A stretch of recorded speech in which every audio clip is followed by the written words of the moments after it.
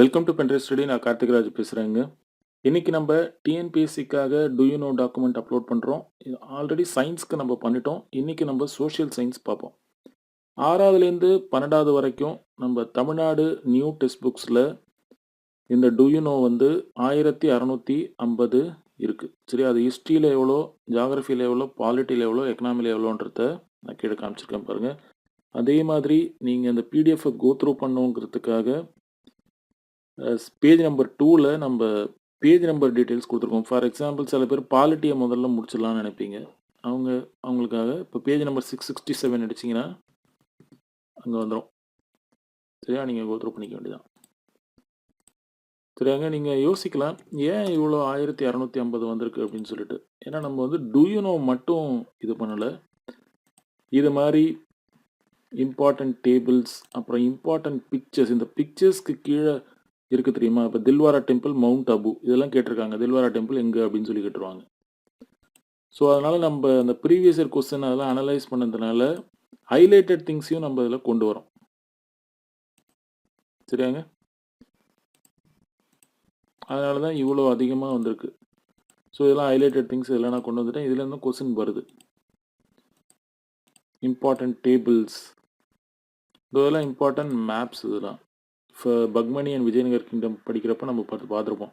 கீழே இருக்கிறது விஜயநகர் கிங்டம், மேலே இருக்கிறது பக்மணி கிங்டம்.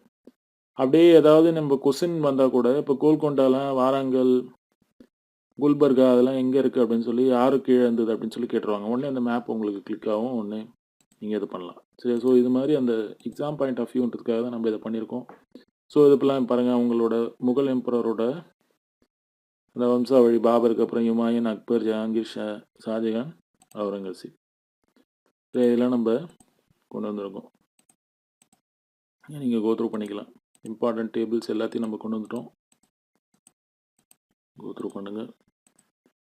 சரியா, ஸோ டூ யூ நோக்காக நம்ம சோஷியல் சயின்ஸ் தனித்தனியாக நம்ம அப்லோட் பண்ணிட்டோம். இனிமேல் படிக்கிறது தான் உங்களோட வேலை. இதெல்லாம் அந்த இப்போ படம்லாம் ரொம்ப ரொம்ப முக்கியம். அது கீழே இருக்குது பாருங்கள், செட் டேவிட் ஃபோர்ட் எங்கே இருக்குது அப்படின்னு சொல்லி கேட்டுருவாங்க. எங்கே இருக்குது? கடலூரில் இருக்குது. ஸோ இதெல்லாம் உங்களுக்கு ஞாபகம் வரணும். So important map, advent of யூரோப்பியன்ஸில் வாஸ்கோ ட காமா அந்த எங்கேருந்து அந்த லிஸ்பன்லேருந்து அவரோட வழி என்னவா இருந்தது அப்படின்றத ஏதோ போட்டிருக்காங்க பாருங்க. சரியா,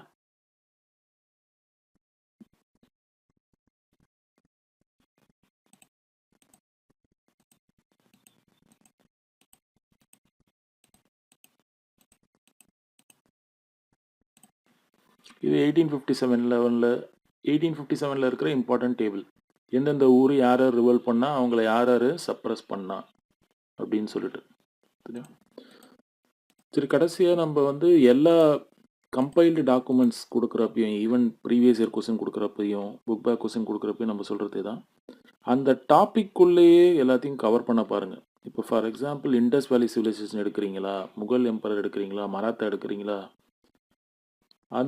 அந்த நம்ம புக்கில் இருக்கிற இண்டஸ் வேலி சிவிலைசேஷன் தான் நம்ம இங்கே டூ யூ நோ இன்ஃபோபைட்ஸ் அதெல்லாம் கொண்டு வரோம்.